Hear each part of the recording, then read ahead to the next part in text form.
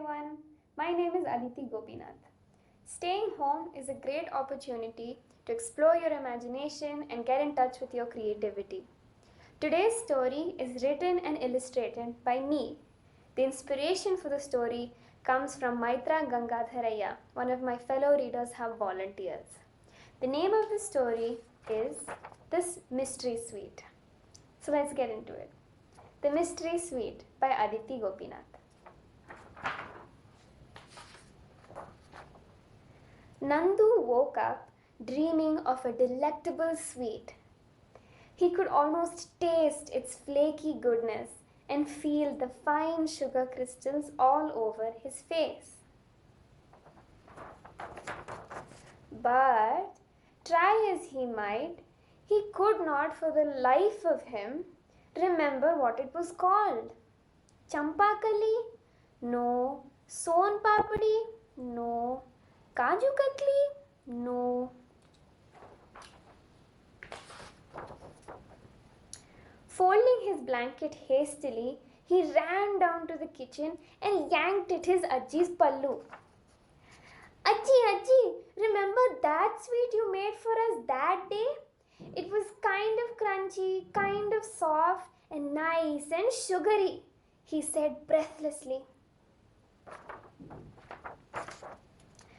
Ajji abandoned her tumbler of coffee and looked down at Nandu.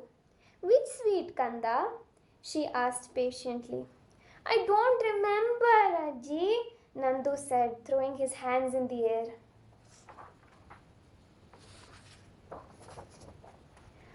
Do you remember what it looks like at least? She asked, herding her grandson into the living room. Nandu thought about it, but could not place an image to the sweet. I can't remember that either, he said, dejected. Suddenly, inspiration struck him. Ajji, you made it for some festival. Which one, Putta?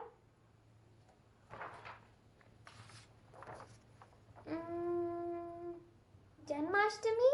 He guessed. For Janmashtami, I made Sajjappa and Mysore Pak. Is it one of those? She asked. No, and it was not Janmashtami. Maybe it was Vijayadashami? Ajji thought back to last Dashara. I had made payasam and besan laddus. Is that what you're thinking of? She asked. No, Ajji. Okay, Putani. Now it is time for your bath. While you are taking bath, maybe you will remember the name of the sweet, or at least the festival when I had made it. Come now. While scrubbing his teeth clean, the name of the sweet still eluded him. Even while bathing, he couldn't come up with anything. He got dressed and rushed to the dining table, where his sister was waiting for him. Good morning, Nandu, she greeted. Nandu sat down opposite to her and asked hurriedly, Akka, do you remember that sweet which Ajji had made some time ago? It was on a festival day. The sweet was flaky-ish, full of sweetness and so delicious. Akka thought about it and said, I don't know what you're talking about, Nandu. You have to be more specific than that. All the sweets that Ajji makes are delicious. Is it the Dharwad peda which we had during Deepavali?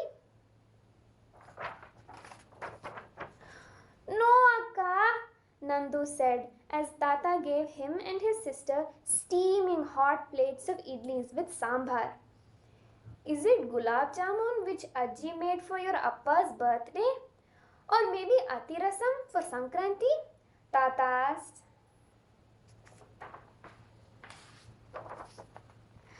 No, Tata, Nandu mumbled into his plate as Amma, Appa and Ajji took their seats. After everyone had finished eating and had washed their plates, Akka took Nandu's hand and said to him, Since we cannot go outside to play, do you want to play hide and seek? Nandu's face lit up. Hide and seek was his favorite. While he hid between curtains, behind doors, and under beds, Nandu's mind kept straying back to the sweet. After the game was over, Nandu complained, I still don't remember that sweet. Before Akka could reply, their mother called out to them, Enough playing, Nandu and Tara. It's time to study. Go, bring your books. After that, you can play some more. Nandu and Akka spread their books out on the floor around them. As Amma explained photosynthesis to Akka, he recited the times tables to himself. 2 ones are 2, 2 twos are 4, 2 threes are 6. Before he could start the 3 times tables, he blurted out, Amma, do you remember that sweet which Ajji had made on some festival day? It wasn't Janmashtami or Vijayadashami or Deepavali or Appa's birthday or even Sankranti. Amma thought about it for a few moments. I don't know, Papa, she said. You'll get it sooner or later, she assured him, ruffling his hair. When it was time for lunch, Nandu had nearly forgotten all about the mystery sweet. Once lunch was over, Appa took Nandu, Akka and Ajji to the balcony to play snakes and ladders. After that, Nandu and Akka joined Tata as he watered the plants around the house. At dinner time, as Nandu and his family finished their bisibele bath and mosranna, the thought of the mystery sweet came back to him. I still can't remember the name of that sweet, he whined. Don't worry, Nandu, said Akka. It will come to you eventually. Maybe not today, maybe not tomorrow. But when it does, Ajji will surely be happy to make it for you. Outside, the weather was perfect. It was pleasantly warm with the occasional cool breeze. Appa suggested they all sit under the stars before bedtime. Everyone made their way up to the terrace.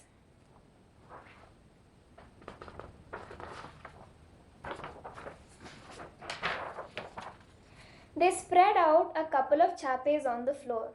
As soon as Nandu had laid down and looked up at the sky, he pointed at the half moon excitedly and said, The sweet! It looks just like that. And on that day, we were not supposed to look at the moon. His whole family looked up at the moon and said in unison, Oh, Kadabu! Nandu grinned in relief. Yes, Kadabu. Ajji nodded with a smile. I make that every year for Ganesh Chaturthi.